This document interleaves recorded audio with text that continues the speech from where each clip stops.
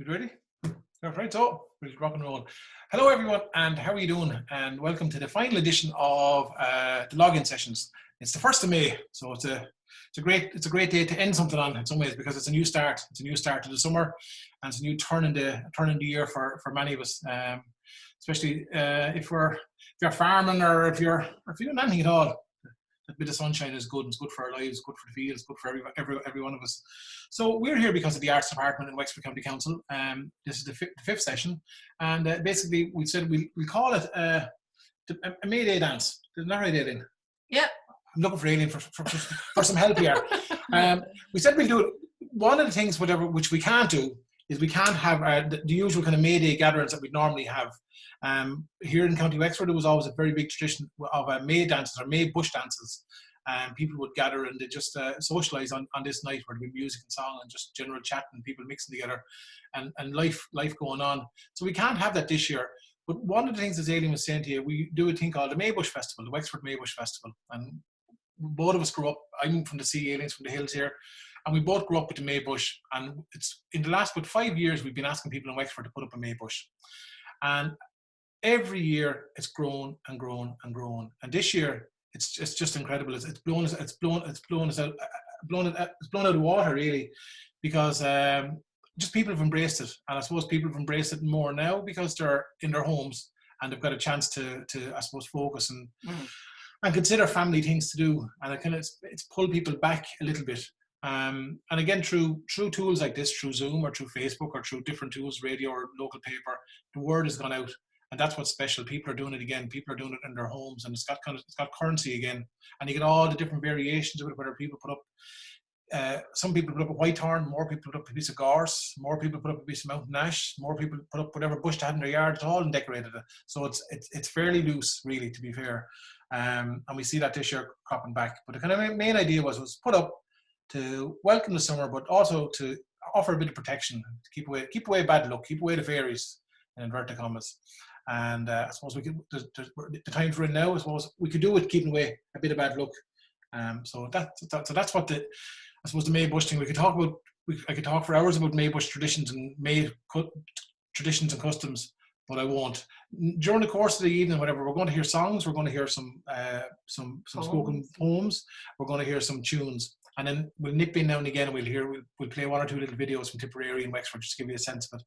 And our plan today is to definitely end at 5:30. Isn't that right, Aileen?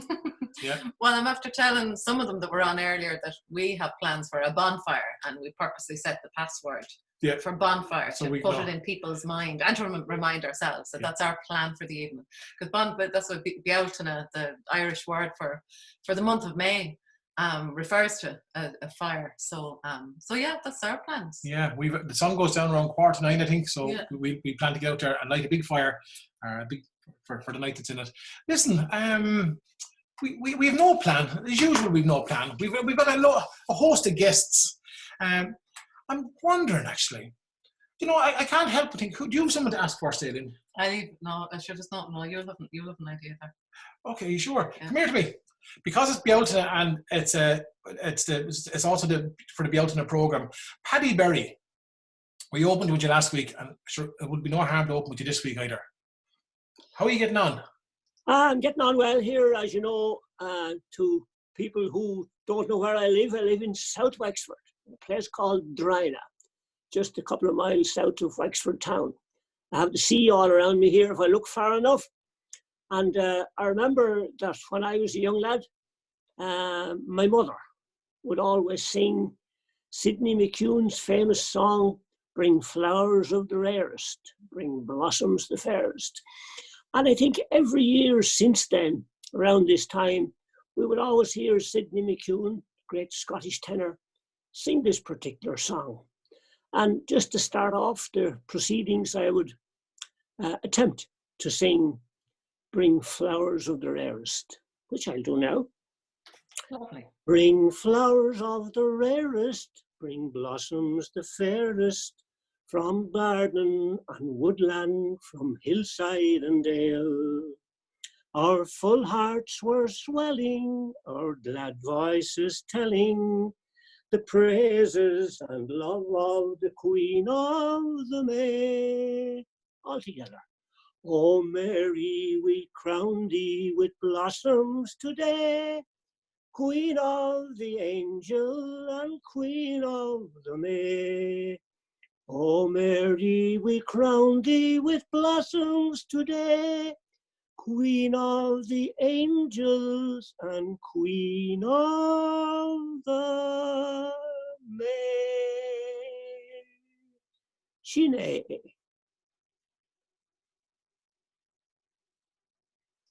That's gorgeous, Paddy. Yeah, it is. I could see everybody on the screen joining in the chorus, so it was very popular and still is, I think. And it's a nice piece of. It's a hymn, actually. I didn't know that until I read it on the screen today. I thought it was just an ordinary song, but we've made it into a song and a hymn, and it's the 1st of May, and it's a May effort. So thank you very much, Michael. Thanks, Paddy. One thing we noticed, we spent the month of May in Newfoundland last year, and there's a few Newfoundland people here. But one thing that struck us, we actually went over. I went over. There was a woman in Point Lance called Catherine Conway, down below, about 2 hours outside St. John's. And I became friends with her son on Facebook, Wilfred, and they put up a May bush every year and carried on doing it, I'd say, since people moved to Point Lance in the 1790s. And that tradition carried on unbroken. Now, they didn't have the same tree as us. They used a kind of a Christmas tree. But one of the things that they did was they always put blue on it, Paddy, because blue was the colour for Our Lady for the month of May. And they always put blue ribbons on it. And sometimes we would put a statue of Our Lady up on top.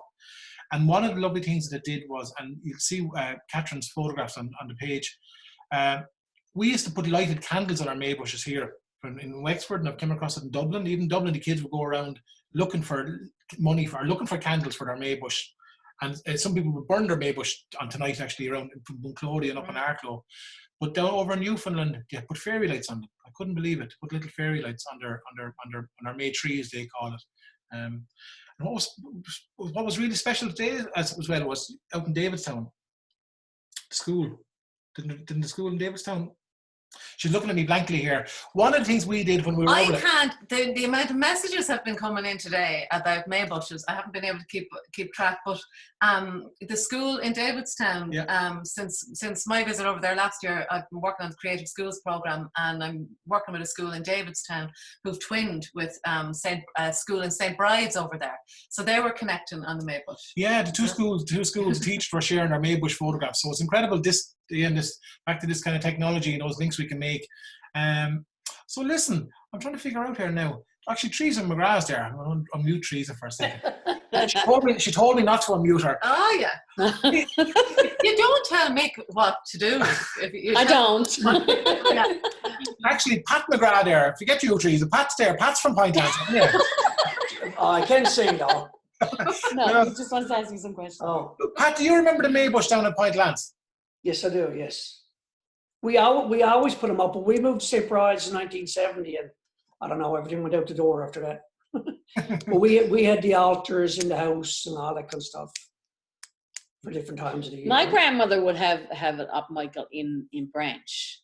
And that's as far as it went. My mother didn't carry on the tradition, but my grandmother had it up. But I just remember it being all blue. Yeah. Blue ribbons on it, and like no lights or anything, just all blue ribbons. Yeah. And then for that month of May, you wore your blue ribbon. Everyone wore their blue ribbon. Yeah. Going to school and that, right? Yeah. A blue ribbon. Yeah. Blue ribbon. Yeah. Like we're wearing our blue. Yeah. Yeah. most of the people when I was young, most of the people in Point Lance had up the May bush. Yeah. Wow. Incredible. Thanks a million. See it. Thanks, Teresa. You're welcome. Thanks, Pat. I've started to roll, lads. Come here to me. I spotted a lovely May bush today, and where's it? Letitia Breen. Letitia and your girls.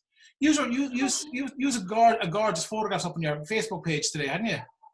I went up. We had got one for the House of Story up in Raheen here, which is just up the road. So myself and Connor spent the morning making things. We had all sorts of little bits of felt and ribbons and things, and we tied them on, and we had feathers and everything on it, and he made a butterfly. And sure, it was lovely actually, because there was a bit of sunshine up there now this morning, and it was nice. And I noticed you've got your May altar behind you. Yeah, we were laughing. We talked up very far away. Mary was going to maybe have to levitate in. But yeah, so we did that as well. So it was kind of something nice to do today. Lovely. Would you play some tunes? And we're going to do an old song. Is that okay? No, it's not. It's not really traditional, but sure. We said it's just a song we kind of fell in love with. It. I don't know if you've heard of Paolo Nutini he's Scottish, but this is a song he does. It's just a nice one because we do kind of. Ciara's always doing a bit of harmony, and it's just something a bit different. So hope you like it. Yeah, go for it.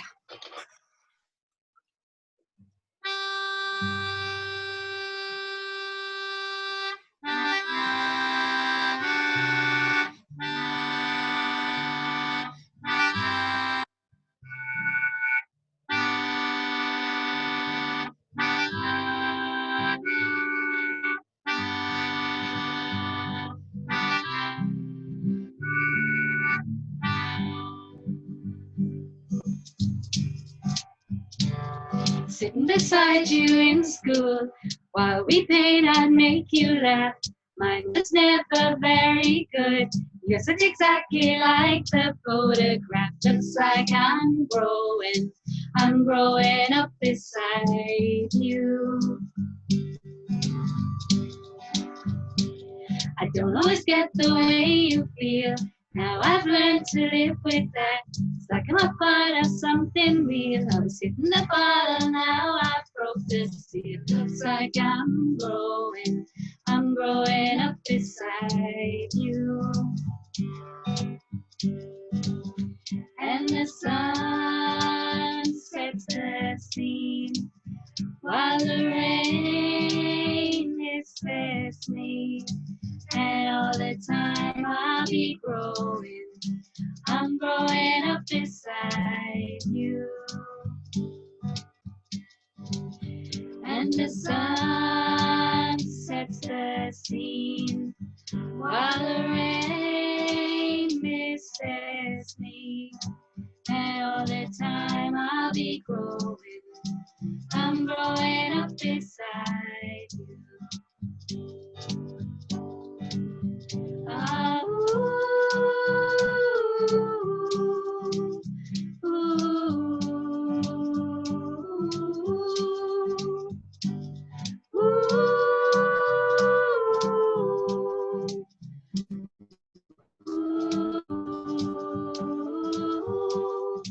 And it goes over and over and over again, and the sun sets the scene while the rain misses me. And all the time I'll be growing. I'm growing up beside you.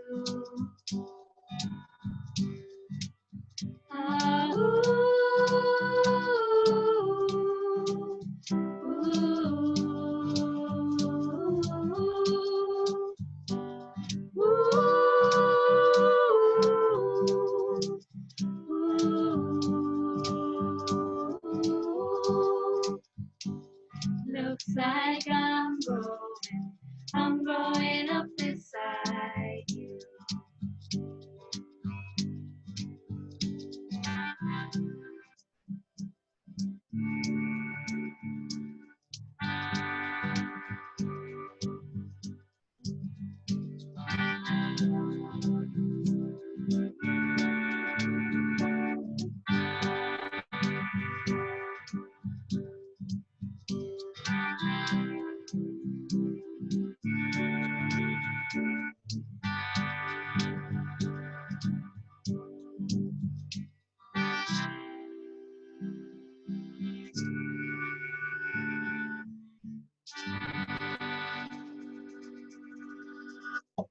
See?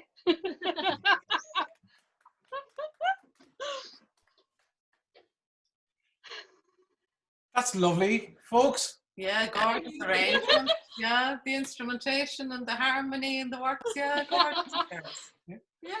And lovely reference to the sun as well. Yeah. Lovely. Brilliant. Come here to me. We'll look around the room here again. Thanks a million, folks, right? Now, Aileen, you're going to call someone there.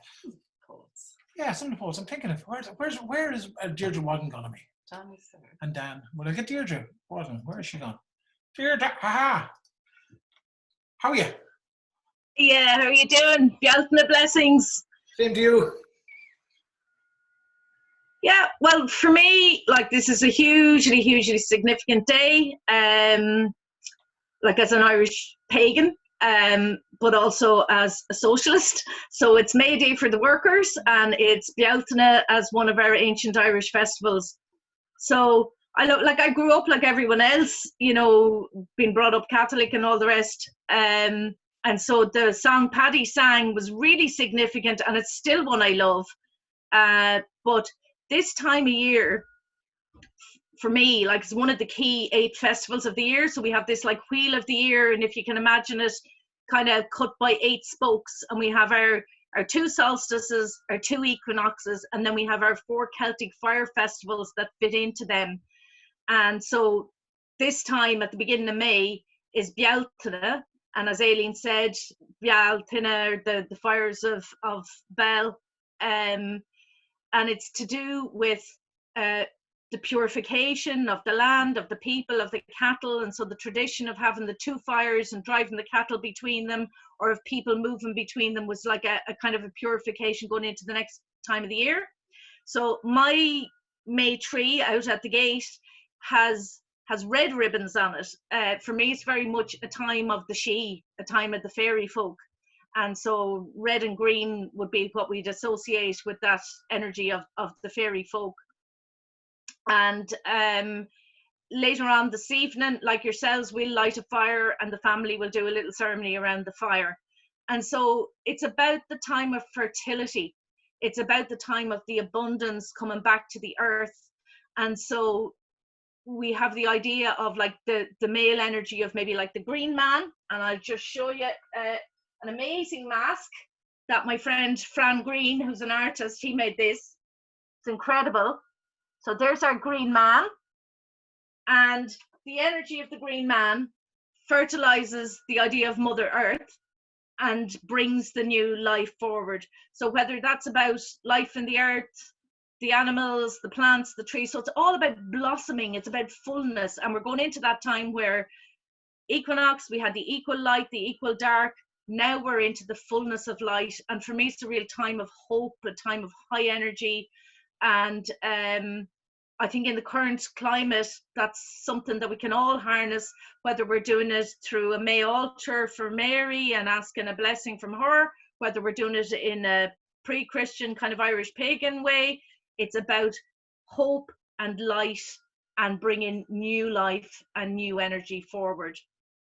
So on that theme, there's a poem that I wrote, it's a good number of years ago now. It's called Greenwood Magic, and it's about that idea of like the May Queen, or the lady in the woods, the kind of magical figure who's representing the energy of the earth, finding her chosen consort, the warrior who becomes the king. So it's this idea of, and for years these Greenwood marriages went on, you know, and you probably still have people with names that go back to them. Certainly in England, like people with the name Greenwood probably very much go back to that Celtic tradition. So I'll give you that one for now anyway. I see us in a wood, beneath great boughs of green. You come to me as warrior, I come to you as queen. Queen of the night, queen of the wood, queen of the open heart. Do you stand before me willingly? Do you pledge your sword and heart? The whole wood waits, their voices stilled, to see what you will do. Will the ancient magic live again? It all depends on you. Lay down your weapons, your armor, your defense. Before you stands the Queen of Night, Great Mother's priestess. I wear her crown upon my head. I bid you kneel before me. Honor the lady I represent. To honor her, adore me. Now I open up my robe to you, reveal to you my flesh. See the lady's power now flow through her priestess. In my heart lie many lands and many a vast dark sea. Travel through these lands to me until you come at last beneath the boughs of woodland green where I hold you to my breast. A leafy crown for your noble head.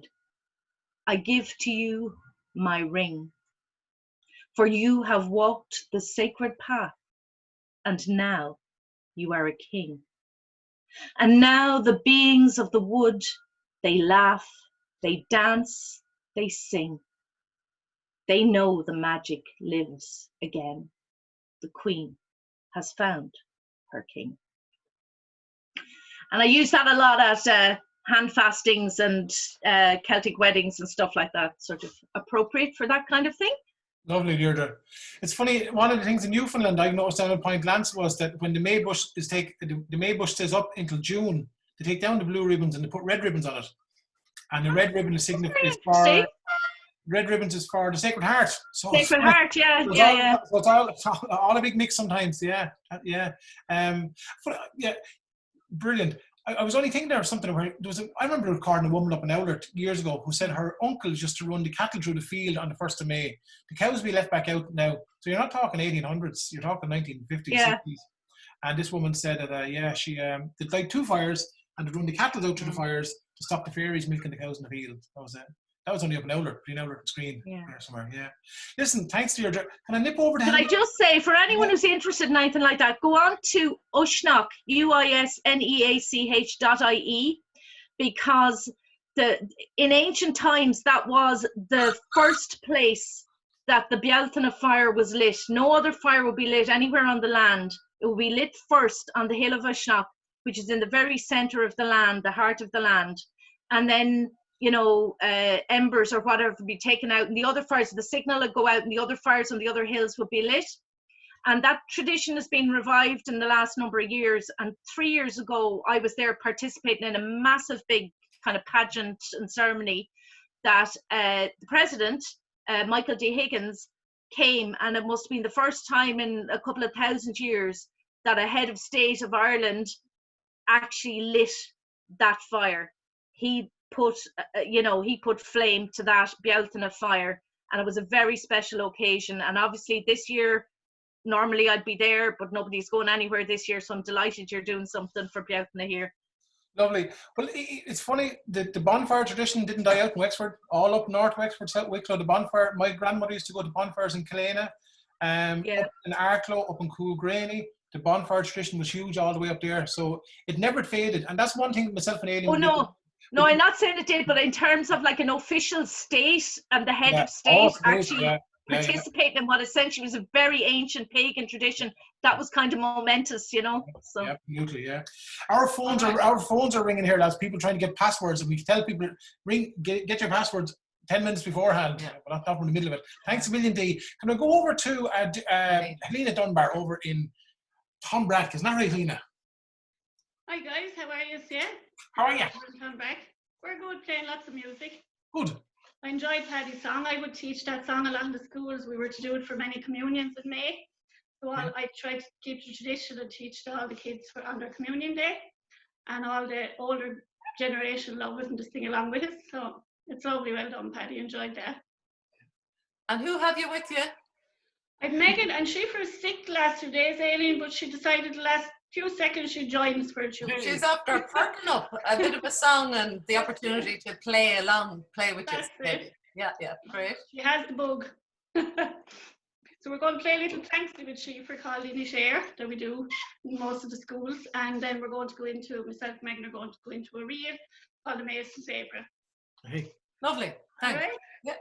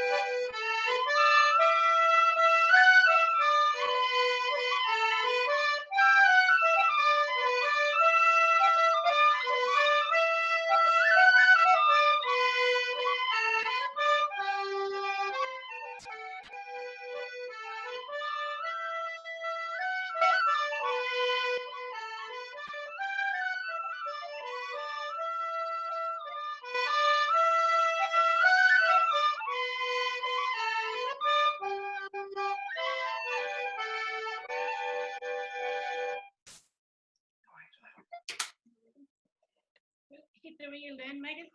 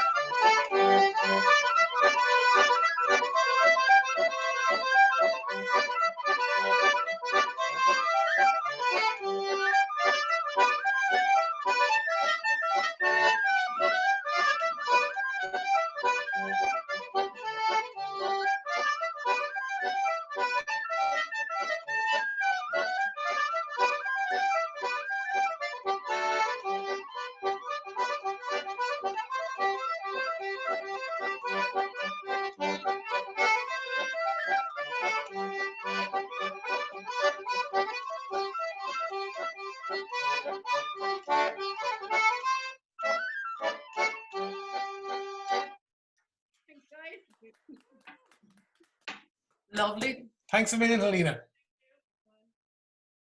We've lost your sound. Thanks a million. Come here.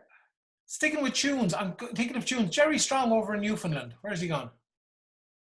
Jerry, can I see you at all? Can you wave a hand? There he is. Right?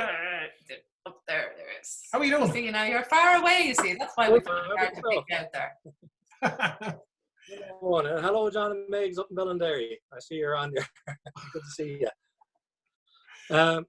I'm going to up there's Sherry Megs. Look, John, that's my wife. We've the reason they're very good friends of ours. They're tuned in watching, and I'm born and raised here in Newfoundland, but I spent some time in Ireland and in Avoca Mines. I worked in Avoca Mines up by Arklow, and familiar with that area a little bit. But I'll play a couple of tunes. These are what we call in Newfoundland, we call them singles, and they're dance tunes. The singles here, they're more like, I guess in Ireland they call them polkas. They're like a polka, but they can be what we call crooked here as well, because sometimes there's either a few beats added to a bar or beats taken away from a bar to fit the dance sort of thing, and give time. So sometimes people put in extra steps when they're dancing, and the musician would have to just fill in the gaps sort of thing, or sometimes the dancers would be back to their spot before they should be, and he'd have to take away a beat or so just to fit it around, and that's sort of being incorporated into some of the tunes. So you might hear some of that in these. These are 3 tunes. The first one I got from the playing of Aaron Collis. He's a young fella from out central Newfoundland, and he got a lot of tunes from a place on the northeast coast called Boyd's Cove, and he just called them Boyd's Cove singles. He's got about a dozen Boyd's Cove singles, and this is one of those. The second one is one from the playing of Bill Fennelly, who was an accordion player from the Southern Shore, Now, the Southern Shore is not the South Coast. The Southern Shore is actually the East Coast, I guess, the East Coast of the Avalon Peninsula, but it's south of St. John's. So therefore it's called the Southern Shore because it's all in relation to St. John's, I suppose. And she was an accordion player. She died there just a couple of years ago. She lived well into her 90s. And then I'm going to finish it off with a tune that from somebody I'm sure you're familiar with. Mike and Aileen is, geez, now that I'm saying that, I can't remember his name. I know him. From Branch. From Branch. Red Island tune, he calls, but we always called after him. Geez, now my mind has gone blank now for his name. He just died a year or so ago. Great character. I'll think of his name.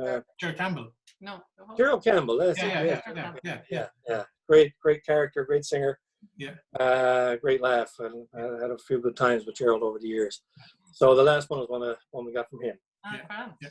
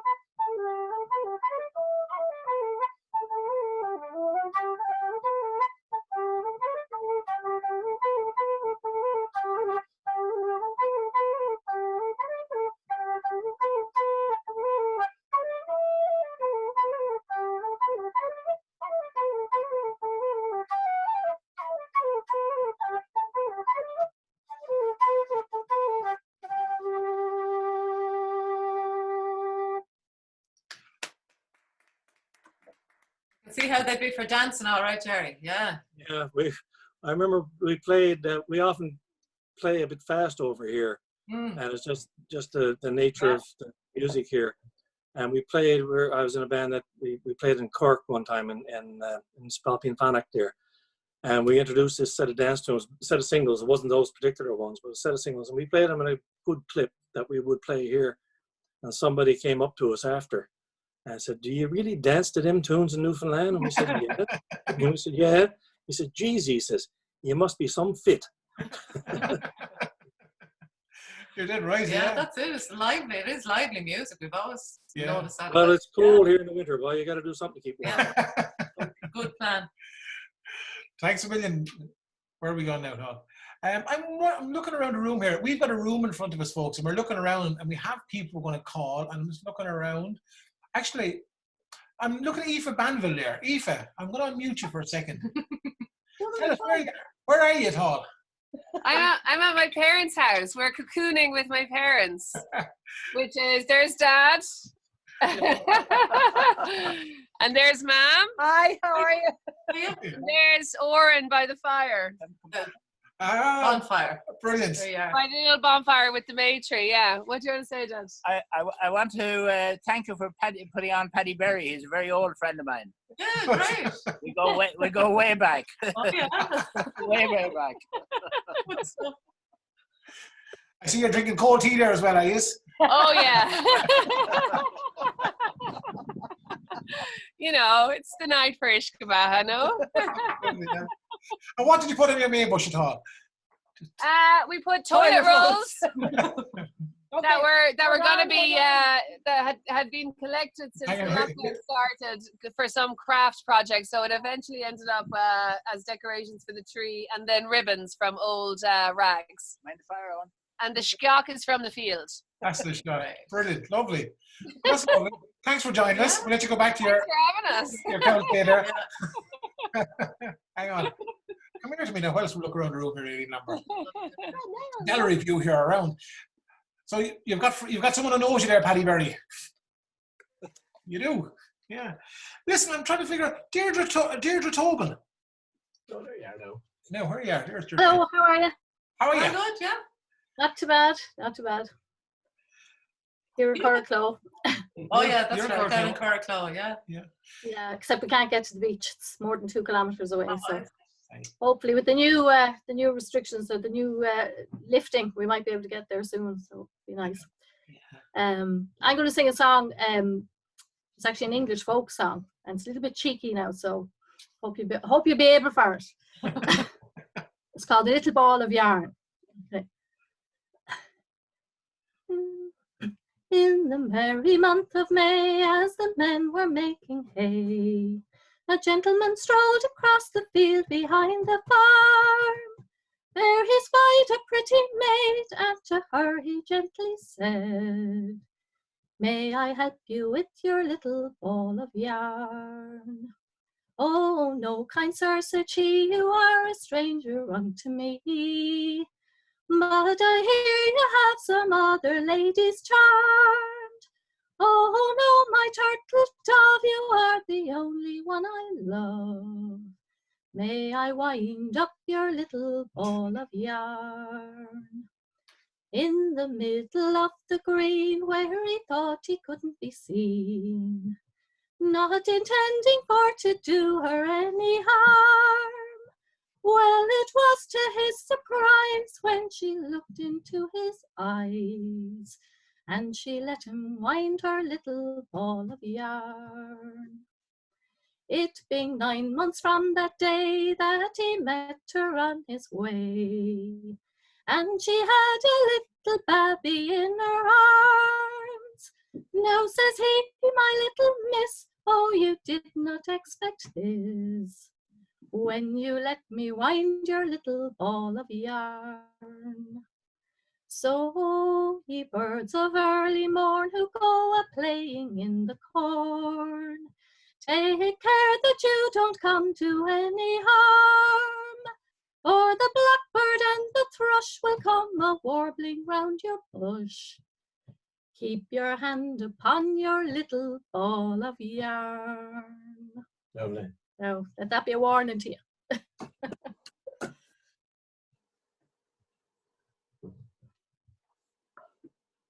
Not here now.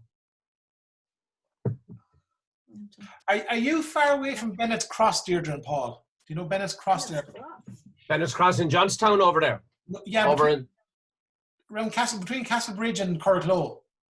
Are you talking about John over at, I think you're talking over at Johnstown, going down towards the Slob, down that direction. Yeah, we've been near enough, only half a mile over the road. There used to be a Maybush dance held there on this night up until probably the early 60s. And when you were talking with your ball of yarn there, Deirdre, it was a lot of winding of balls of yarn. I'm good at that around here. You're good at that. No, my mother was from this road here, like where we're living now. But she always talked about the dancing around the Maybush when they were children. It was common around here, like, you know. Yeah, it was big in your area. And it's funny, a man from not too far, a couple of villages away from me, I was told it was a famous priest who cut down the Maybush. and he got the nickname Father Scock because because it was too much. There was loads of fondlings and balls of yarn at that May bush as well. So that's what I heard. Yeah. I can't get anyone to tell me that on camera though. Slightly different meaning now, that one, you know. That's a lovely song. Gorgeous. Thanks, Deirdre. Thanks, Paul. Actually, Paul, when you're there, do you have a song? Or am I putting you right on the spot? I wouldn't have a kind of a May theme song. Go ahead. There's loads of singers here. Go ahead. Grant, I will do. Thanks a million, lads. Take care. No bother. Thanks, Deirdre. Thanks, Paul. Yeah, Thanks. lovely. Oh, yeah. I'm conscious of one person here, a man called Steve Lally. Hello. Can you hear me? Yeah. Oh, dead on.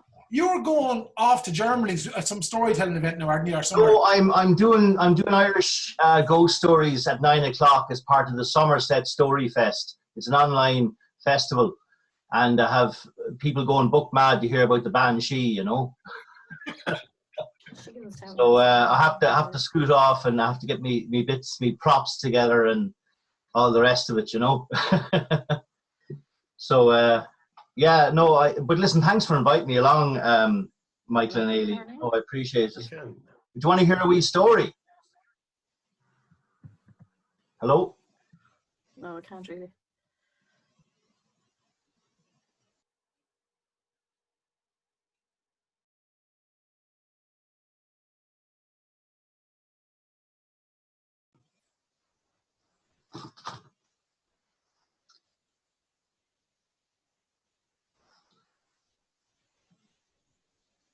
Can you hear us now, Steve? I can hear you now, yeah. I was telling them all about you there, and I realised I was muted. Oh, right. I thought. As well, he was saying terrible things about you, Steve. I know. I can just imagine. Oh, jeez, sure, my ears were burning, and it wasn't the tilly lamp. Go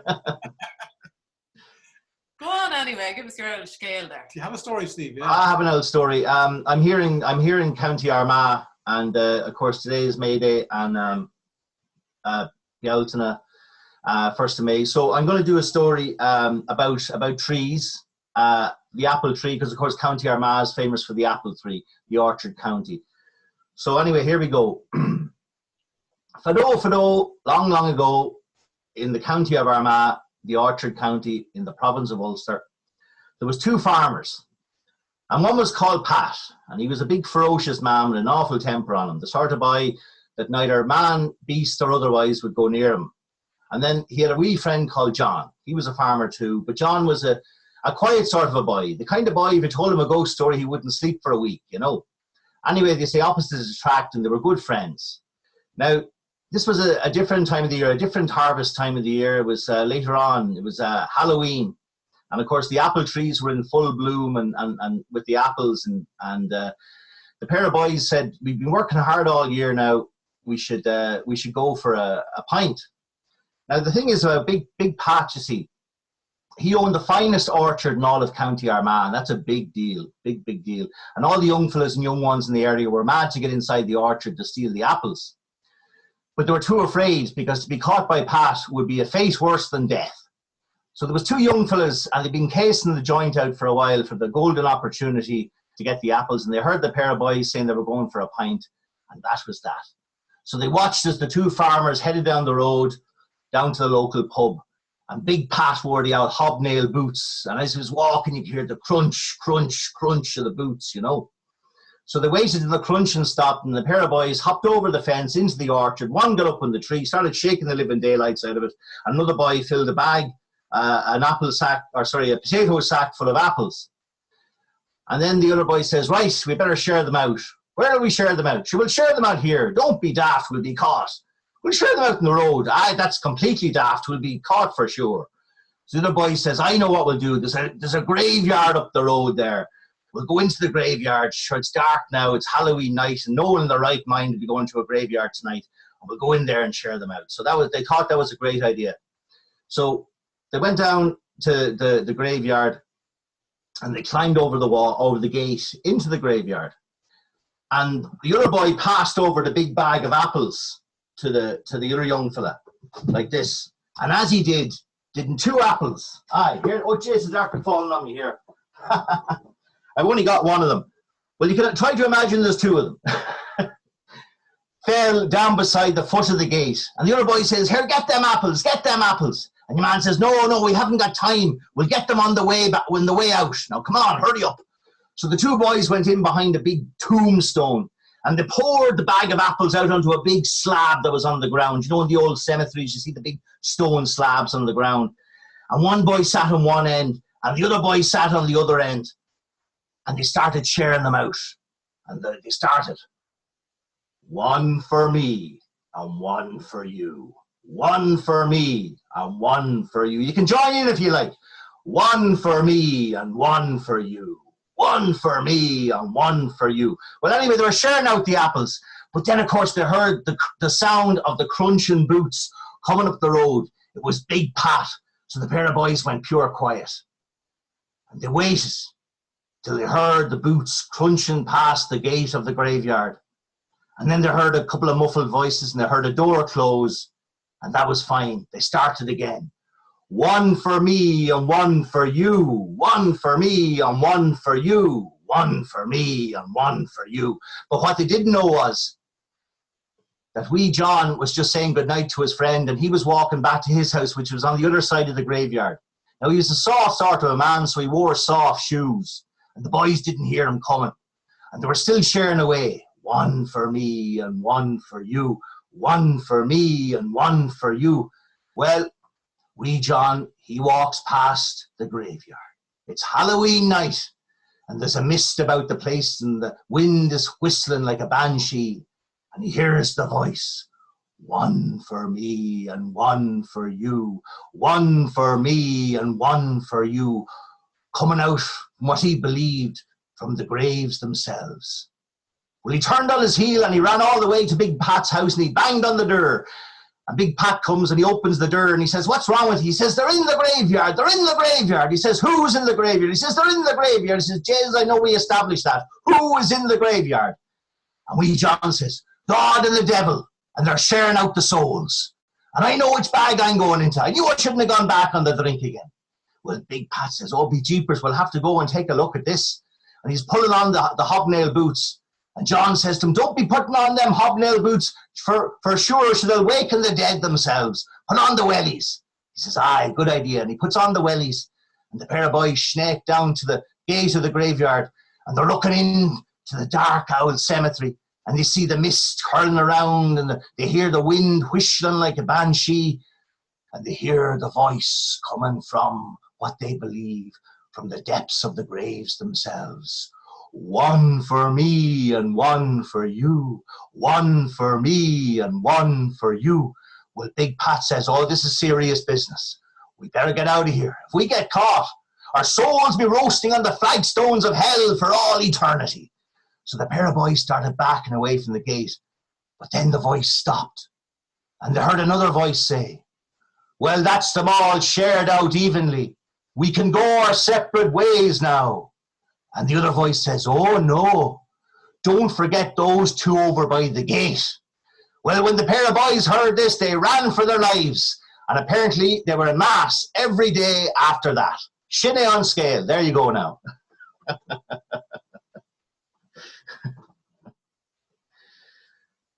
So you've mastered the whole Zoom thing, Steve, haven't you? Well, no, I don't know. I'm looking at myself talking, and it's a bit. I try, the best thing is try. If I see myself, I'm scundered, you know. So I just look into the camera. That's brilliant. Your story. There's a little part of your story reminds me of a really strong May Eve tradition. It's called Half for You, Half for Me. And over the years of recording, you've probably come across this. You'll always, on a May morning, if you get up really early in a May morning and you went down to your well, I've come across this story from Tipperary in Wexford and Offaly. You'll find an old woman, or witch they said, with two saucers or using her hands, skimming your well, taking your profit for the year. And she'd always be repeating these words, half for me, half for you, half for me, half for you.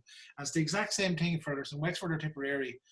This idea of skimming the well and taking your look for the year. That was the You've probably come across that up in your way and with your work as well, is all the protection around the milk yield and the crops around May. Oh, very much so. Like, for example, that story that I told you there, I got it from this lovely book here called, it's called The Hip of Steve Gullion. It's original by Michael J. Murphy. And there's a lovely picture on the inside of, I don't know if you can see that. Yeah. They're cutting it, yeah. Oh, yeah, they're plaiting it, yeah. You know, and it's all the old traditions, and they're very strong up here. I mean, there's a great mumming tradition up here as well. I was a mummer for a long time myself, and we used to do that one, you know, a soul cake, please give us a soul cake, an apple, a pear, a plum, or a cherry, anything will make us merry. You know that one? Yeah. We used to do all that sort of stuff, and of course the big thing was Saint Stephen's Day, the Wren Day. And Bealtaine, the 1st of May, we'd light the bonfires, and we used to wear sackcloth, you know. Yeah. So you're jumping over this feckin' bonfire, hoping you wouldn't catch fire, you know. Yeah. And not only that, with a feckin' straw mask on your head as well. So you were like a feckin' box of matches jumping over this fire, you know. George would say it was interesting, that one, was there? Oh yeah. I think boys were putting bets on to see who would burst into flames first, to be honest with you, you know. Let's hope it's the Kildare man. The Lily White. The Lily White, yeah. Come here, listen, thanks a million. No problem. And listen, thanks for having me, and I'm going to have to head off soon, but I'll stick around for another 5-10 minutes anyway. Thanks, Michael and Aileen. Appreciate it. And happy Bealtaine. Same to you. Okay. Now, actually, one thing, how you all doing, folks, there? We're flying around the room. We won't get a chance to watch videos, but sure, we can see them on my page any other time. Yeah. I'm looking around the room here now. I see, let's see, Fergus is there. Who's there?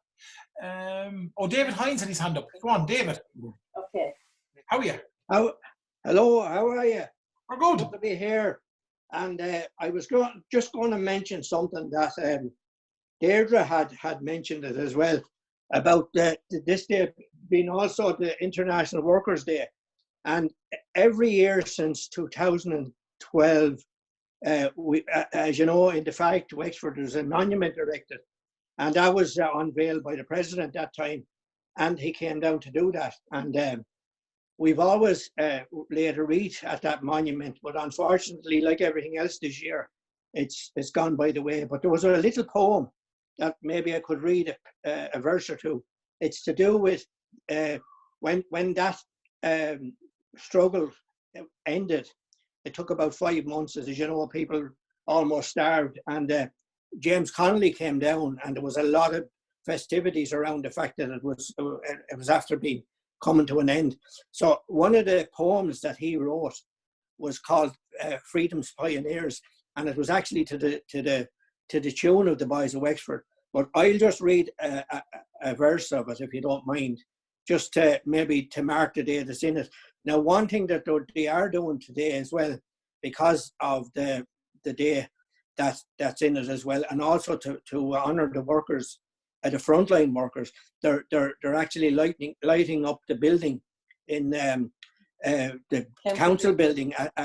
That'll be later on, I presume. It'll be lit red, and that's to honour this as well. So I'll just read a little bit of this before, just to mark it anyway. So James Connolly wrote it. So it's, our feet upon the upward path are set where none may tread, save those who to the rich man's wrath dare turn rebellious head. And heart as brave, no cringing slave, in all our ranks appears. Our proudest boast in labour's host were freedom's pioneers. And the chorus of that was, "O slaves may beg and cowards whine, we scorn their foolish fears. Be this our plan to lead the van with freedom's pioneers." So that's a little bit of that poem. Anyway, all right. Thanks a million, David. That's lovely. And was that ever put to an air, do you think? Yeah. The Boys of Wexford. The Boys of Wexford. Yeah. Actually, the band, I'm on the fife and drum band. You know, it's one of the oldest bands. It's actually probably the oldest band in the southeast at the moment. But that was, they played what was called Bridges Band, they played for that in 1912, and the present band played for it in 2012 in the fact that so it was just a continuation of history as well. We just put up our first May bush today that we got from you. Oh. We never had a May bush before. Oh, we have our May altar, but we put up every year, but we put the two of them up today, the May altar and the May bush. Good stuff. There's great. There's room for everything. There's room for us all, as my grandmother said. There's room for everything. That's right? it. Yeah, exactly. Oh, that's fantastic. Just to let people know, last year the Wexford County Council, the Environment Department, they gave us, I think, about 200 May bushes. We got about 400 or 500 this year, and we distributed them all over the county for anyone else who doesn't know. That was one of we got one of those. Brilliant. I got it down in. I went down to Johnstown and got it. She made me go down and collect it. That's the way through it. Brilliant. Thanks a million. Thanks, Davey. Thanks. Thanks a million. Now, come here to me. Where are we at all? I'm looking around the room here, and I am seeing. And speaking, I'm thinking of Labour. I'm thinking of where's she gone? Is it who? Oh, no, I'm looking around the room trying to figure out. Oh, Fintan Murphy. Another Wexford man, and coming from the heart of Mummin in County Wexford, Fortin Bargy. Fintan, how are you getting on? Not too bad, thanks, Michael. Hello, Aileen. Hi, how are you? Hello, everybody. Good to be here. Great. I can't send little text messages. I'm working on the phone, and I'm afraid too that if calls or anything come in, it might interfere with it. So allow for that. My dad was a mummer. He mummed with the local mummers, and at times he stood in with the Cairn mummers. Leo Carty would, if they were a man short, they'd come up for the boss man. It's a somewhat different mumming to that would be done up around Slieve Gullion. Nice to see Steve, was it, from up there? Yeah. We performed plays up in, oh God, just beyond Fark Hill. There's a hall there that runs a festival. Can't remember the name now. I'd better go ahead with what I was going to, what I'm here for. We didn't have May bushes down in Mayglass. I'm not sure whether Paddy Berry would have had them at the far side of the Bridge of Scar, which would be separating Fort and Bargy, I think. But we did have a May altar.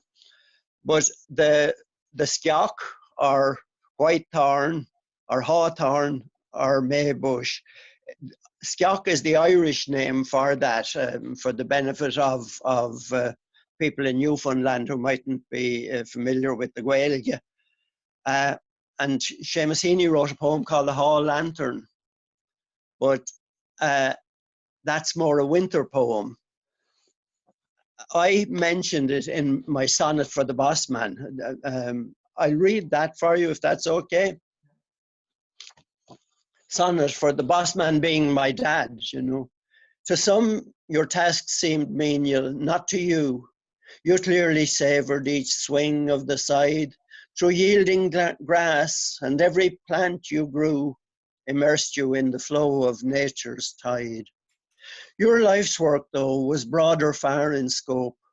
For us, you wanted all you had and more, to be at one with nature and to hope for something sensed beyond the mortal shore. The word philosophy you never knew or used, yet lived and taught one all your life, that every man had worth, and all that grew or lived on earth had value beyond price. Now, when I pause before a sloe or haw, I murmur thank you for your gift of awe. And the boss man was buried in Mayglass graveyard, and one of the men that dug his grave was Seamus Kerwin, whom I referred to the last time that we were on, last week. And Seamus was an unusual character. He was very economical with his words and even more economical with his money. He was a thatcher, and he dug my dad's grave, himself and Pat Fanning. And I met Pat Fanning about a year and a half later, and he asked me how my mum was doing since the dad had died. And I said, the dad died in 78 in June, and it was a lovely month. But it came a very wet summer, very wet, and people lost hay and crops and that. And I said to Pat, you know, she went down a bit, you know, it was a bad old summer after he died, and we lost a bit of the hay and that. And if you remember, I said it was a bad summer. Oh, don't tell me about it, he says. We were digging your dad's grave, and I asked Seamus, had he got anyone to make the hay with him? You know, Seamus had a little farm, and he was a bachelor and lived alone. I have indeed, says Seamus, I have indeed. I've got Jack Conlon booked to do it with me. Jack Conlon booked to do it with me. And I've got in 2 bottles of stout. 2 bottles of stout. He had the tendency to repeat himself. And says, Pat, that was fair enough. We went on with that day. But he said, I didn't see Seamus again until about September, and we were digging another grave, Dick Roster's. And I said to him, how'd you get on with the hay, Seamus? Oh, don't talk to me, says Seamus. Sure, I lost it all. I had to bring back the stout. I had to bring back the stout. And Seamus drank a bottle of stout at home after digging Daddy's grave, you know.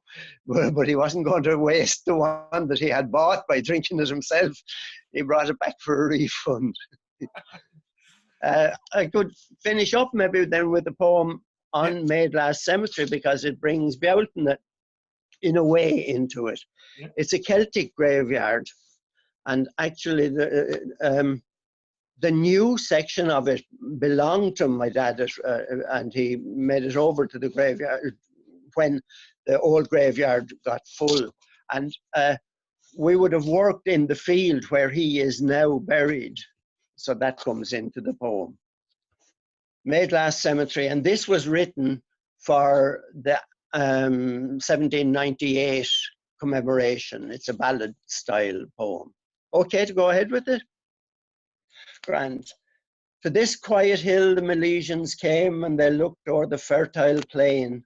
Here they lit their ceremonial fire at the feast that they called Bealtaine. As centuries passed, 'twas a paschal fire, then Celt and Norman were one, when a noble church stood upon the hill in the glow of the setting sun. Then in penal times, when the roof was stripped, for a time people prayed by the fire, but they softly stole back and replaced the slate with straw from the animal's byre. The golden thatch in a place of pride angered the military horde, so they fired the thatch and cut people down and laid waste with musket and sword. Then peaceable men were stirred up to rage when they saw their chapel alight, so they shouldered their pikes and joined Harvey's men to defend their homes and their rights. When the battle was lost, the survivors came home and picked up the pieces again, but remembered the past and passed on to their sons the pride and the loss and the pain. That torch was passed on till it lit freedom's fire, and today we live in its glow. So we honour and praise all those that rest here, who had striven that it might be so. We pray that their spirits are now all at peace. As they look down, we hope with some pride, at the children of freedom who shoulder their pikes as they march to the field side by side, from this hallowed spot, where in '98 the thatch overhead was burned, where the bones of our fathers returned to the earth, neath the sod that their ploughshares once turned. Amen.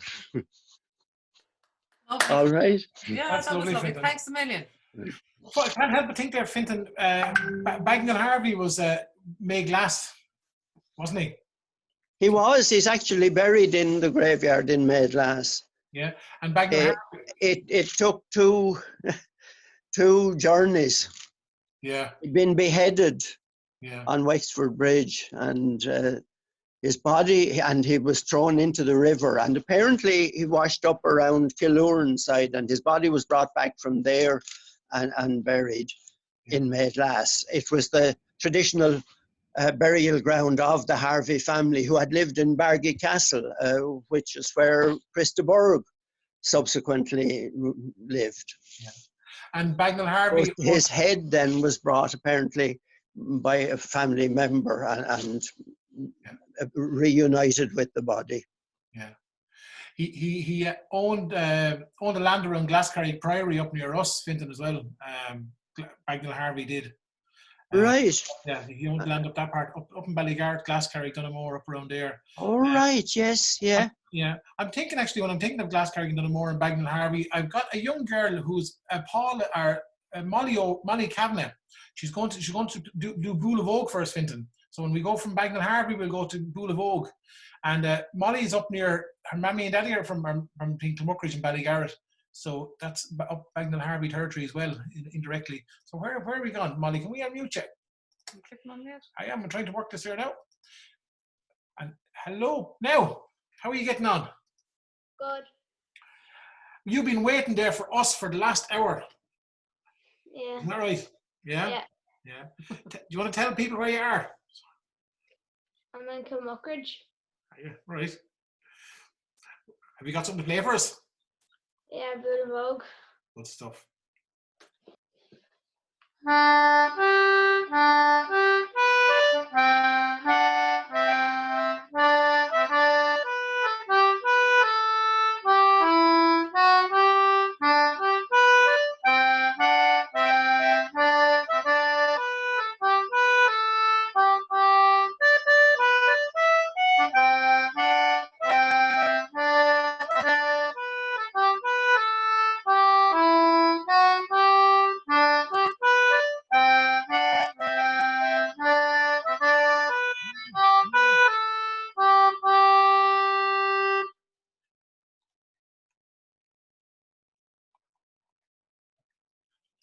Lovely. That was lovely, Molly. Gorgeous. Thanks a million. Yeah, and for anyone who would know, maybe some of the other people would know, Molly's granddad is Ned Kavanagh. Some of the people in Wexford would know Ned Kavanagh, who's a master craftsman. He was a poet. He's a writer. Isn't that right? Yeah. Yeah, and he played tunes as well and sang and wrote loads of stuff. Lovely. So listen, we'll let you go again. You can go on if you want to go on, or do you want to play something else? Are you okay? Or I think I'm okay. you're okay? And that's your mammy beside you. Is that your mammy Paula beside you? Is it? Hey, Paula. That was lovely, Molly. Well done. That was Molly's first time, I think, on Zoom. Yeah. So she was nervous and she did a great job. She did really well. Lovely. Okay. Thanks a million, lads. All right, no, Paula. not at all. Bye. Hey, Thanks. yeah. Come here. I'm looking around the room here again. I'm thinking, singers. yeah, we've got Tim and Noreen. Yeah. Tim Dennehy, how are you? Hello, how are you? Good. Good, Tim. Thanks for waiting and thanks for coming. It's great to be here. It's gorgeous. The chat has been great. You know, the words, the spoken word, and the stories, and that beautiful poem, the last poem that was read. It's very, very moving. So I might give you a song, Mick and Aileen, and thanks for the invite. This is a song I wrote for my mother, who left us in May 1975. So it has a significance to the month of May. It's towards the end of the month. And it has two mentions of May, as it happened. There's an image through the Buttercups of May. And of course, May is one of the months where the buttercups are beautiful. And the other one is from Samhain to Bealtaine is grace. So we're thinking of the person through that long period, through the autumn and the winter, and then on to the hope of May. So this is called The Parted Years. If you shouldn't come at autumn time, when yellowed leaves they fall, and the fire's frost listen on the heel-trod ground, oh, I will hear you call. Or if you should come in winter time, and snow's a novel of sound, and the wind it kisses the stable of love. I will feel your presence all around, and I will hold your hand and walk through all the parted years, and the rich earth lying between us shall drink our loving tears. And if you should come in a newborn spring, on the wings of the swallow or the swift, and you circle again through an April bow, your voice wrapped in song as a gift. Or if you should come in summertime, through the buttercups of May, when the fledglings flutter in startled flight, we will walk through the bowed heads of hay, and I will hold your hand and walk through all of the parted years, and the rich earth lying between us shall drink our loving tears. We'll turn and we'll walk through the long lost years, our silence a woven embrace. We will banish to Hades all sorrow and care, from Samhain to Bealtaine's grace, and we'll cherish a sweet, sweet communion one shared, a Kimberley softened in tea, the cigarette smoke o'er the upturned cards, the snatches of songs at your knee. And I will hold your hand and walk through all the parted years, and the rich earth lying between us shall drink our tender tears. Oh, I will hold your hand and walk through all of the parted years, and the rich earth lying between us shall overflow with tears. Thank you very much. That was beautiful. Oh, that's gorgeous, Tim. Yeah. Isn't it funny with the flowers, Tim? Where in some ways this time has given us a chance to focus a little bit more. We're noticing. Oh, it has even more than a little, I would say. As I was telling you before we came on the program, I'm kind of really enjoying the downtime and the walking and the whole idea of nature, the nature sounds all around us. I've never heard them so distinct and so musical, I think. I was down by the White Strand and Spanish Point today. It's slightly over the 2K, but I took a chance on going down there anyway. And like the place has never looked so beautiful, you know. It has a startling beauty, and we can now hear that beauty because of the absence of noise. So I love living in Clare, as you know, even though I'm from South Kerry, but I don't think I've ever seen West Clare look so beautiful.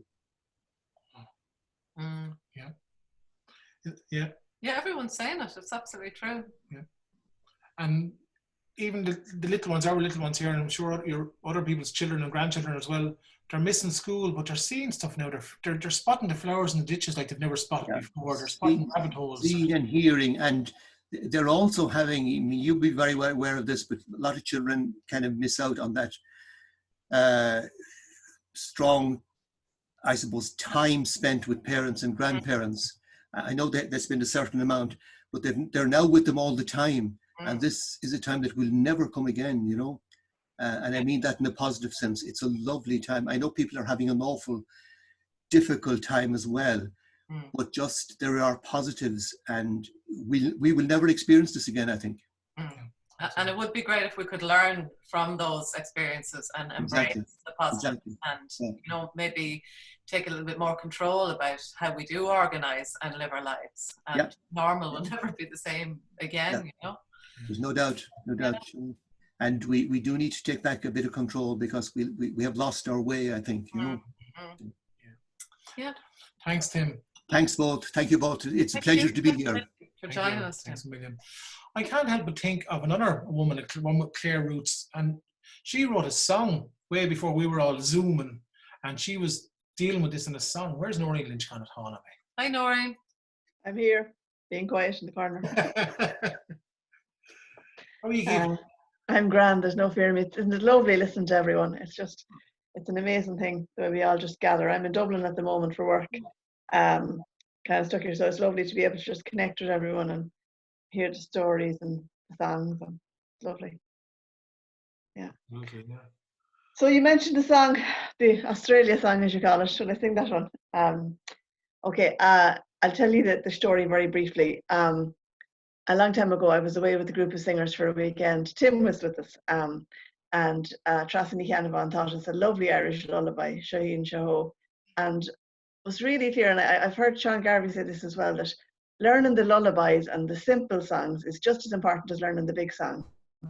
But sometimes we spend ages trying to learn the real complicated songs and being wonderful at Irish, but actually sometimes it's in the ordinary songs that you enter into the actual singing them at home and having them as part of family life. So she was teaching us this song, and about a month later I went to Australia. My first nephew was born. He's 6 now, so he was 4 months when I visited him. So I used to sing this to him, this little Irish song. And on the way home, I suppose I just added a couple of verses in English. So with apologies to the tradition, I sing this.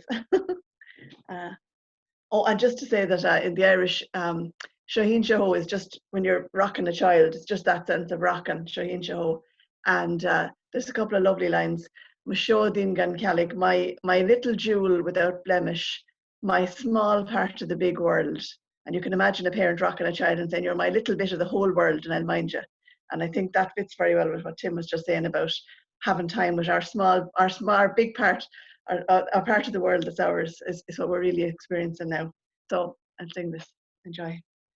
Shaheen Shaho Mastore Mulyanav Mashodin Gan Hialig Mohuidan Tail Moor Shaheen Shaho Nach Moore and Hanav Mulyanav Snalyaba Nachanahan Bro Alyaniv Mochlev Gunai Reed of Alalyat Shane of the Sunnes Gahi Alet Foyer the Michel Edohe Egui Earth no Mana Shoin Alyaniv Nimoy Zulyum. It's tea time in Melbourne, it's morning in Limerick. Jack's in his pajamas, we're Skyping good night. It's sunrise, it's sunset, time doesn't matter here. Wave to your granda, kiss granny good night. Like the waves on the seashore, our love it pours over you. Like the Seahawks, the shoreline, we hold you tonight. We're half in Australia and half here in Ireland. Distance is nothing when your smile is so bright. Shaheen Shaho Mastore Malyanev Mashodin Gan Kyalig Mohedon Telmur Shaheen Shaho Nahmure Andanev Malyanev Snalyaba na an bron. Aljanib mochlev, genairi de galanat, Shane Augustus, gachi halef choir, da Michelle and the have, we heard no man no. Shohin aljanib, ni amoy tulion. Like the waves on the seashore, our love it pours over you. Like the sea hugs the shoreline, we hold you tonight. We're half in Australia and half here in Ireland. Distance is nothing when your smile is so bright. There you go. And Jack is 6 and he lives across the road from his grandparents, about a 3-minute walk, and they love him. Brilliant. That's lovely, Noreen. It's a great song. Gorgeous. Thanks a He million. now visits them every single day at the lockdown. He stays at one end of the garden and they stay at the other, so they're grand. All right, they're closer now. That's lovely. Yeah. Good stuff. I'm going to jump across the sea to Newfoundland. We've got about 3 more people, special guests. We're still going to stick to our time, even though there's loads of people in the room, folks. We won't get around to everyone.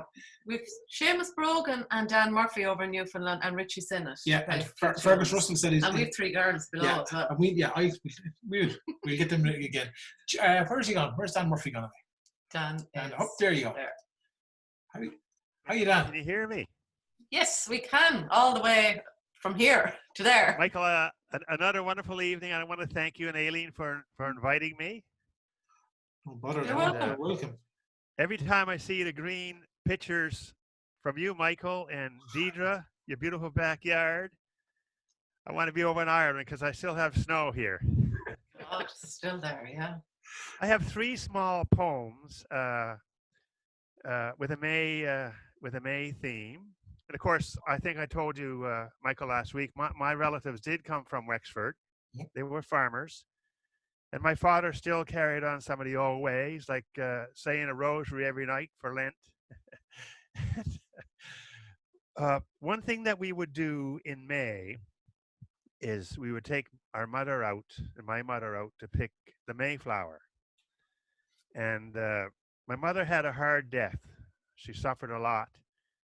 And this poem is called Rosary Beads.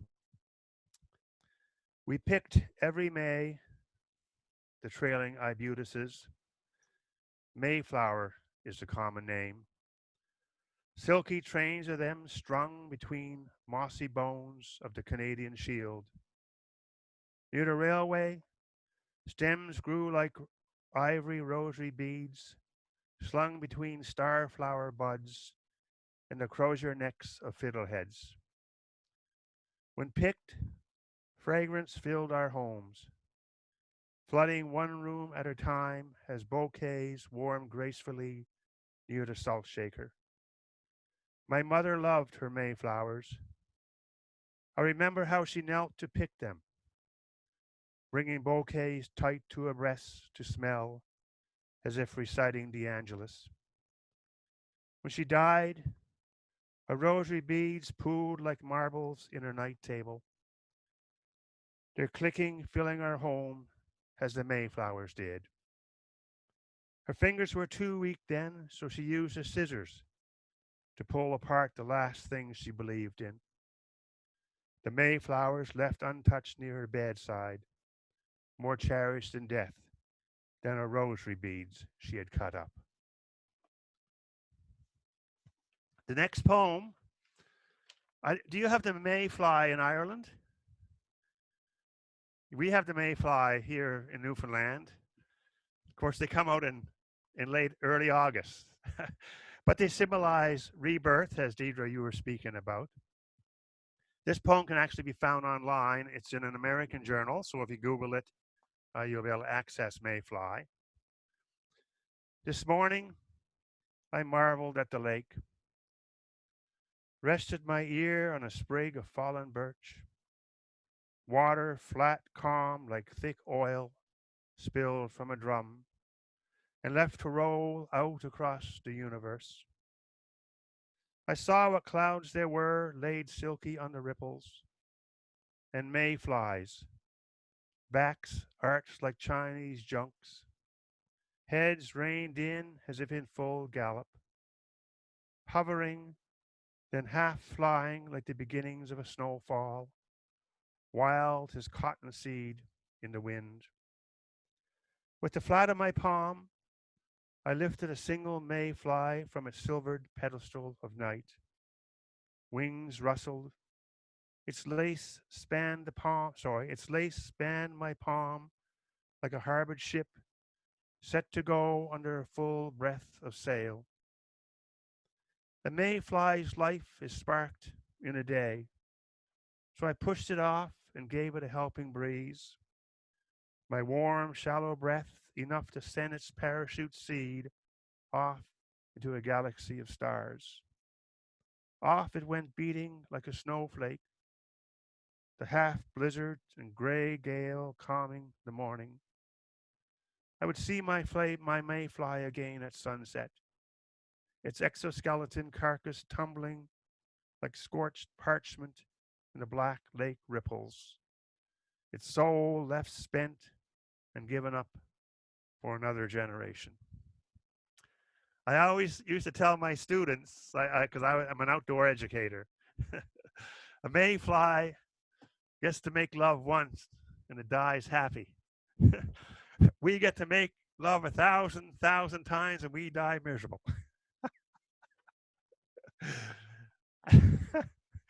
The last poem I'd like to read, it's called May Snowfall. There's 3 or 4 feet in the woods still here in Newfoundland. And I had a fire last night for my daughter. And of course the fire pit was surrounded with snow. This is called May Snowfall. Sloppy, like a last kiss, wanting to bury me in its warm, moist drizzle. Cool, like when snow flips from fruit from spruce branches when I pass. Winter's final hurrah dripping down my neck, her last lick against my cheek. I stare from my writing chair at windows glass melting under the waxing of gray snow. Somewhere between melting and freezing, it finds its way to the ledge where it dies, bleeding out into the flower bed. The snowflakes, like a battalion of soldiers, finally reaching the trenches then, spilling their blood for Queen and country. So Michael, thank you so much for inviting me to read here. I thoroughly enjoy this venue, I gotta say. Thank you so much. Thanks a million, Dan. Thanks, Dan. Yeah.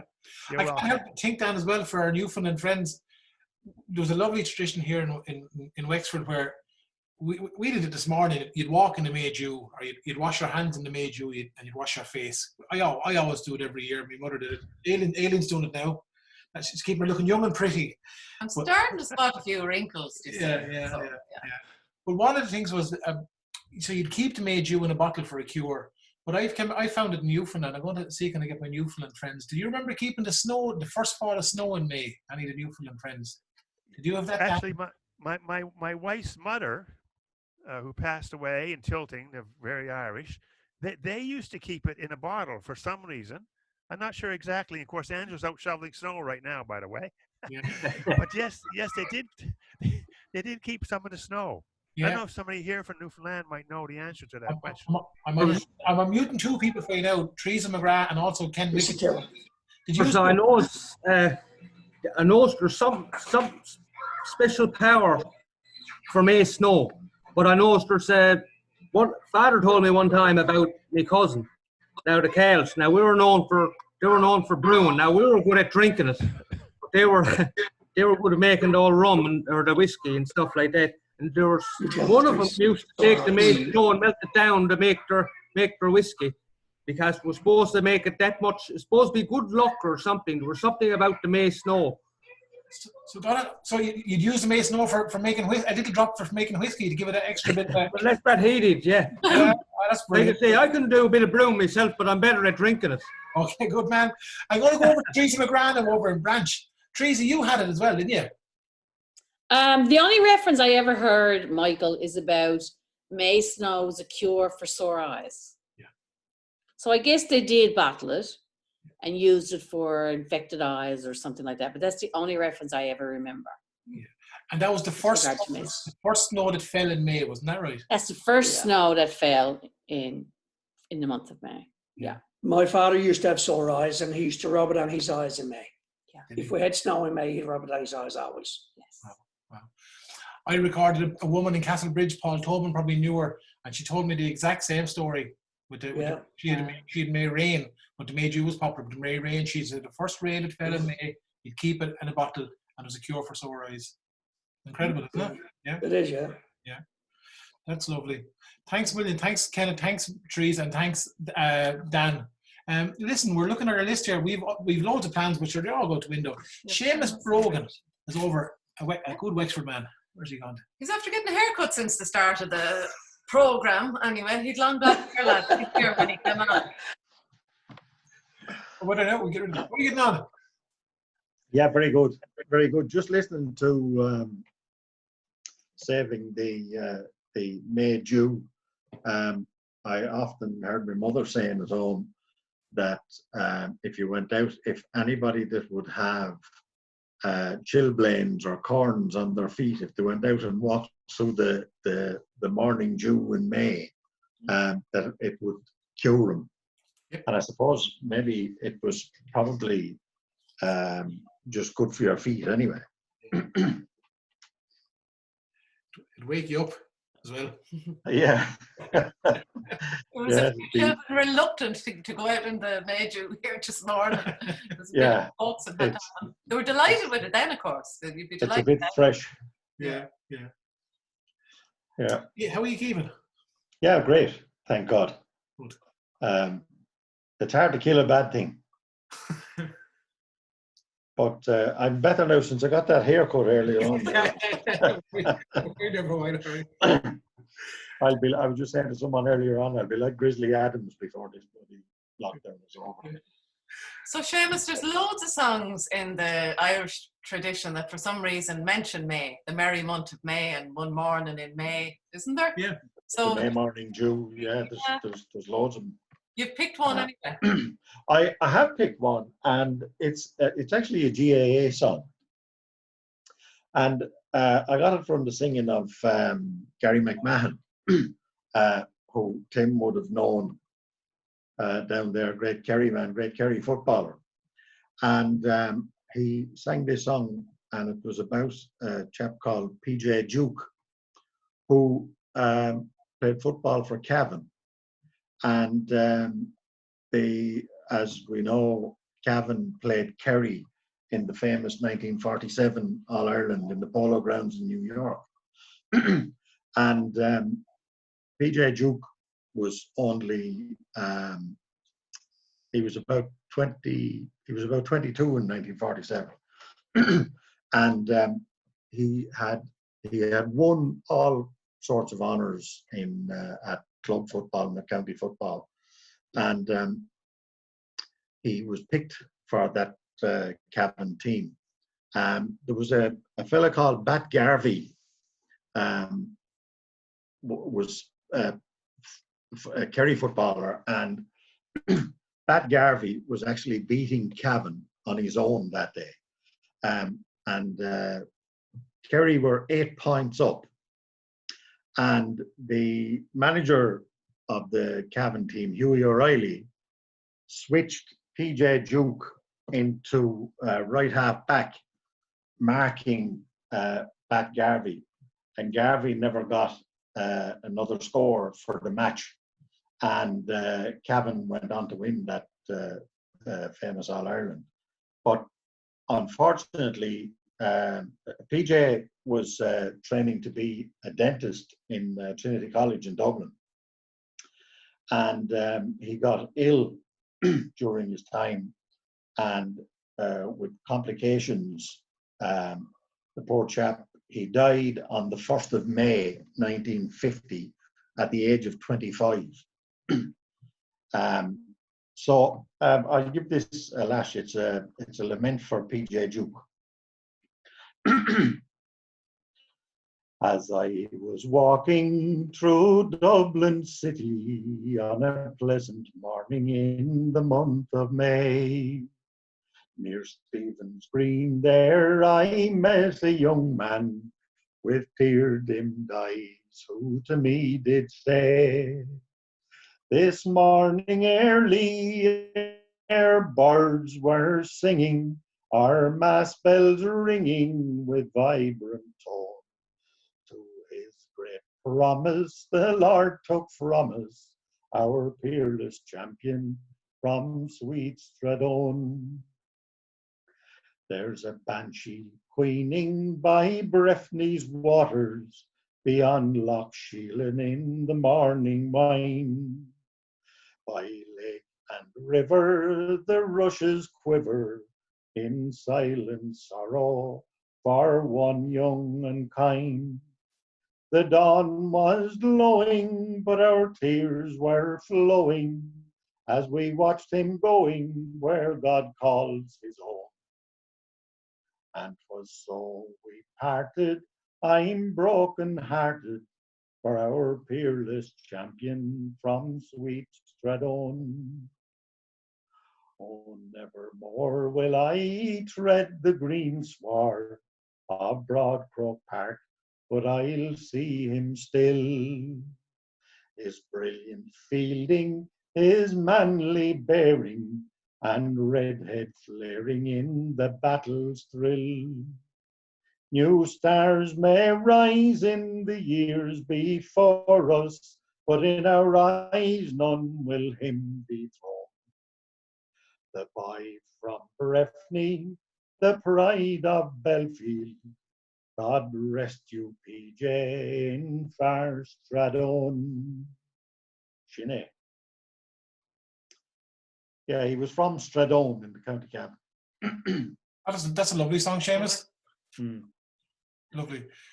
Come here to me. We're getting close to sunset. We're looking out the window and we hear sunset and we hear noises from our little girls coming up the stairs. So I think Aileen might have to nip down, will you, for a second? Okay, I'll see you in for 1 second, right? And we've got about 3 people here we'd like to get to. So I'm going to mute you again, Seamus.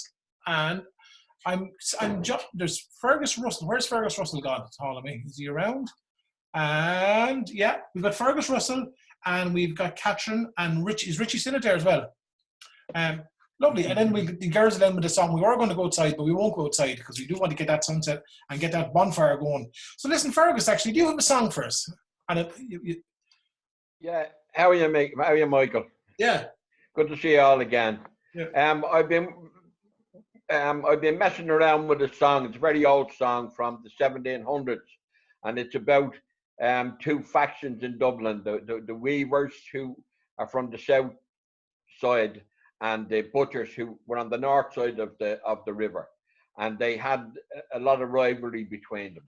And the tradition was about the erection of a May bush. And in those times, people would erect a May bush, and then their rivals would come and try to steal it from them. And this is what this song is about, right? It mentions a few places in Dublin. One is called Stony Batter. Now, the batter in Stony is Boher, because it was the road that came from Meath into the city, and it was known as the Stony Boher. And there's a few other little bits and few words in it now that you'd need to. A falchion mentioned in it a couple of times is actually like a butcher's cleaver, or a cross between the sword and the butcher's cleaver. Anyway, I'll try and sing the song. The night I get the right air for it now. The night before the 1st of May, right riggedy right day, to cut a brave bush we all did agree, right riggedy right day. We been all in a fighting mood, we straight set out for Santry Wood, to fetch home a bush or spill the last drop of our blood, right riggedy right day. Gilder and me being the stoutest about, right riggedy right day. He certainly found a clever bush out. Right, riggery, right, day. With our swords and our hatchets we all did prepared, and we cut the brave bush without dread or fear. And with pipers and fiddlers we home did it bear, right, riggery, right, day. And when we came to old Loch Boy, right, riggery, right, day. The girls and boys all jump for joy, right, riggery, right, day. But when to Smithfield we drew near, the boys at the market all met us stared. They pulled off their mitres and gave us 3 cheers, right, riggery, right, day. As soon as we got this clever bush up, right, riggery, right, day. We spliced all our makes till we was a sup, right, riggery, right, day. The guards of Stony all came down with daisies and buttercups to deck the bush round. They doused all their sieves till they was a crown, right, riggedy, right, day. The next day being Monday, we all did agree, right, riggedy, right, day. For the go to Stony, the May maids to see, right, riggedy, right, day. But bad cess to the liberties when they did hear that we went to Stony without dread or fear, with sore sticks and falchions. The Smithfield did stare, right, riggedy, right, day. Bill Durham was up the whole night before, right, riggedy, right, day. And hearing the noise go by his door, right, riggedy, right, day. Then out of his flea bag he straight flew, and over his shoulder his skin bag he threw, and from out of his chimney his falchion he drew, right, riggedy, right, day.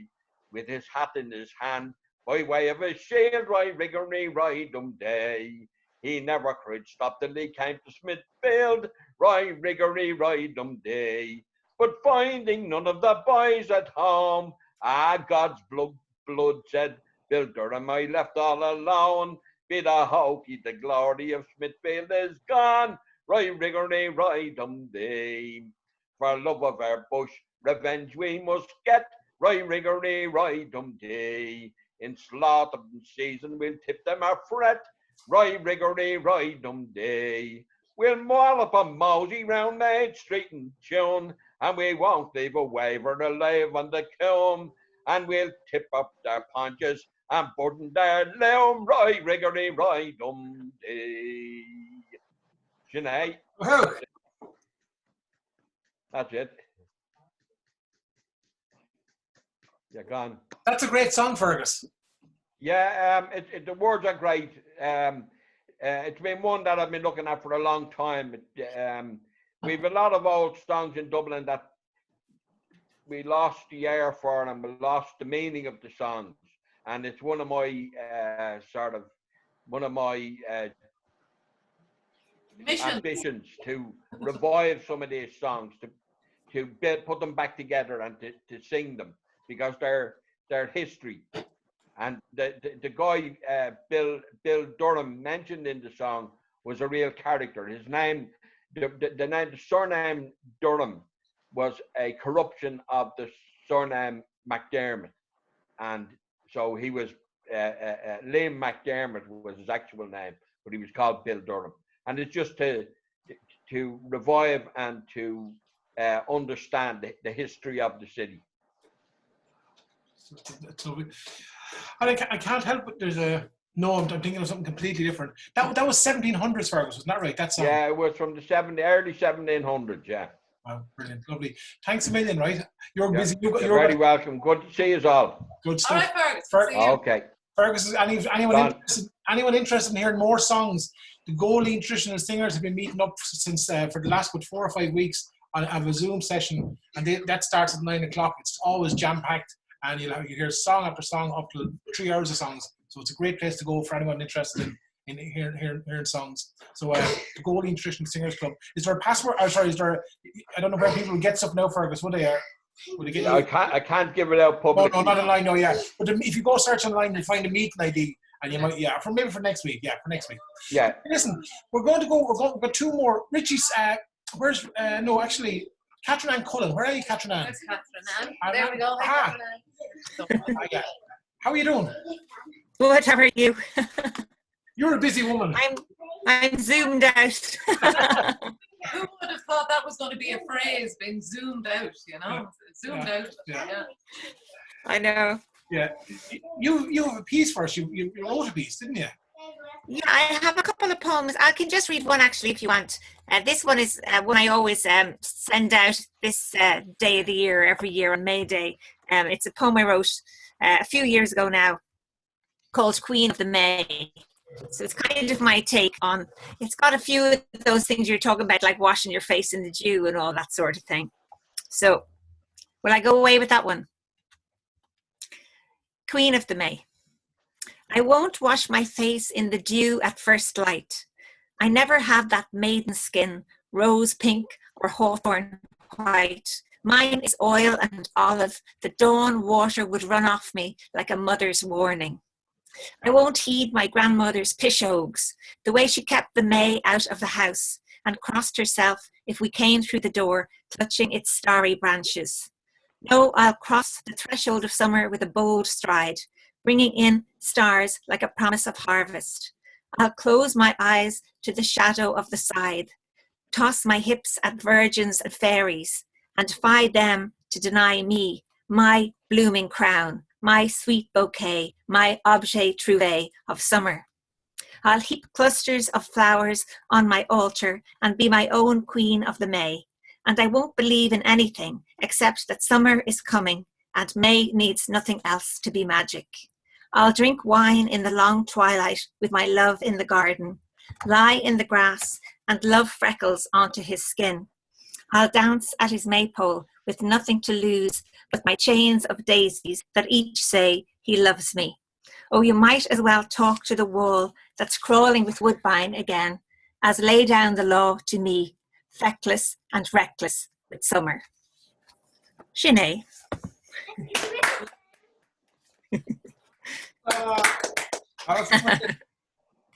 Well done, you. Thank you. Thank you. In fact, it's the month of May is enough, isn't it? It is, isn't it? Yeah. A great month. Thanks a million, Catherine, right?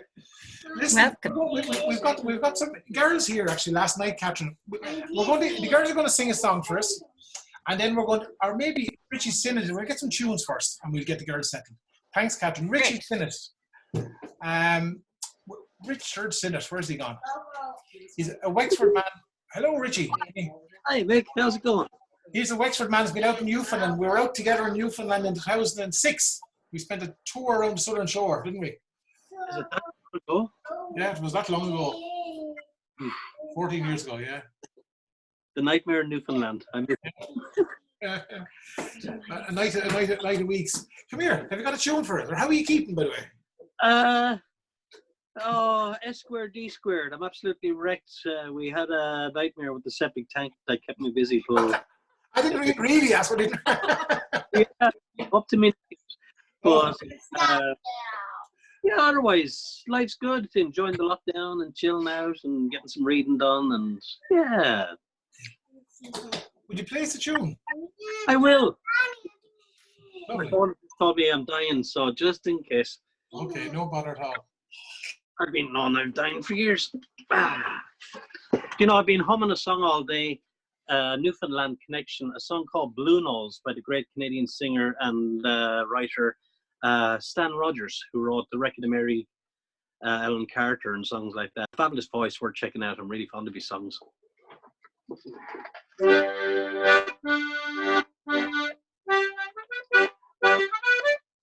Oh dear. I think the last time I played, by the way, was with yourselves, whenever that was.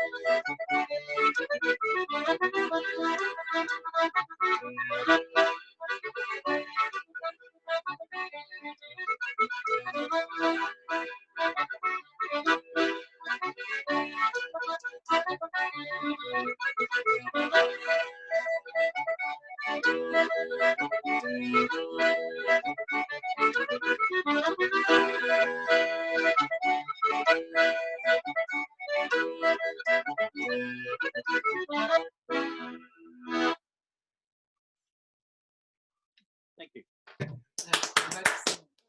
Oh, Richie, that's gorgeous. Thank you, Mick. You're sounding as lovely as ever. I wish I felt as lovely as ever. But you're sounding as lovely as ever. And you can see, for any of our Newfoundland friends, you can see how this guy would fit in over there, couldn't you? Yeah. We'll catch up again. I'm not sure whether Jerry Strong. Jerry, did we meet ye in Anti-Craze back in 2007 or 6? Could have been, yeah. Back that was at one of the Tuesday sessions, probably. Yeah, an afternoon session. That's right. Yeah. Yes. Yeah. I remember. Yeah. And I love that coffee shop. I loved it. Yeah, it's changed hands. It's now the Rocket Bakery, different owners and stuff, but they're keeping everything the same. It's really good. We'll be back again, Richie, won't we? Oh yes, we will. Make sure you let us know when you do. We will do. Right. Yeah. Listen, folks, it's been a lovely evening in the sense that thanks a million for you for coming along and spending a few hours with us. We're going to end it with a song. As I said, we're going outside, light our bonfire then. And actually, it's funny, we see some of our neighbours here who are literally only across the ditch from us. Yeah. Trish and Ella. We're going to say hello. Hi, Trish. Hi. Hi, Ella. Hi, Ella. You'll see the smoke in about 5 minutes' time, right? You smell it first. We're going to end you with a song. And we've got the 3 girls here. And they're going to sing a song that Aileen has just written. And Aileen will tell you all about it. It comes from, it's a little bit of folklore that Mick has collected in counties Wexford and Donegal, and it's about young girls, the practice they had on May Eve of picking some yarrow and placing it under their pillow so that they could dream about the man they're going to marry. Now, I don't know if then they'd be warned when they'd see him coming or not, or how it worked exactly, but anyway, so that's it. Yeah, don't worry. We're just watching our dog here. What's he at? He's climbing out the window here. He's all right. He's right. So, like Lucy, how does it start, Nellie? Nellie's my memory, aren't you, Nellie? Good morrow, fair yarrow, and thrice good morrow to thee. I hope that by this time tomorrow thy will show my true love to me. The yarrow I'll pick by the roadside, its little white blossoms so fine. I'll pick them all off as I count them, and stop when I get up to 9. I'll place you under my pillow, in hopes that tonight I might see a young man appear in my dreams that will be a true lover to me. Good morrow, fair yarrow, and thrice good morrow to thee. I hope that by this time tomorrow thy will show my true love to me. Tell me now of his appearance, the colour of my true love's hair. His eyes, do they sparkle like diamonds? And what are the clothes that he wears? I'll meet him one day at the market, and when his face I will see, straightway I will know that this young man will be a true lover to me. Good morrow, fair yarrow, and thrice good morrow to thee. I hope that by this time tomorrow I will show my true love to me. Tomorrow is Bealtaine May Day, our faces will wash with May dew. What flowers will place on the doorstep to welcome the summer anew. The May bush will cover with eggshells, with primrose and daisies galore. We'll banish bad luck from our houses, and good luck we'll have evermore. Good morrow, fair yarrow, and thrice good morrow to thee. I hope that by this time tomorrow I will show my true love to me. No, well done. Now, folks, thanks a million, and good luck to every one of you in the next coming months and the next year. And I'm going to unmute you all to say a proper goodbye to you all. Now. Hi, girls. Okay. Hi, girls. Thanks, everyone. Thank you. Have a Nice. wonderful Aileen. Thanks, girls, for a lovely singing. Delightful. Take care of yourselves, and we'll do this again. Thanks a million. Sometime, right? Thanks, Liz. Thank you. Thanks for. Thanks a lot, lads. See you when you come over. See you soon, all of you. Good luck.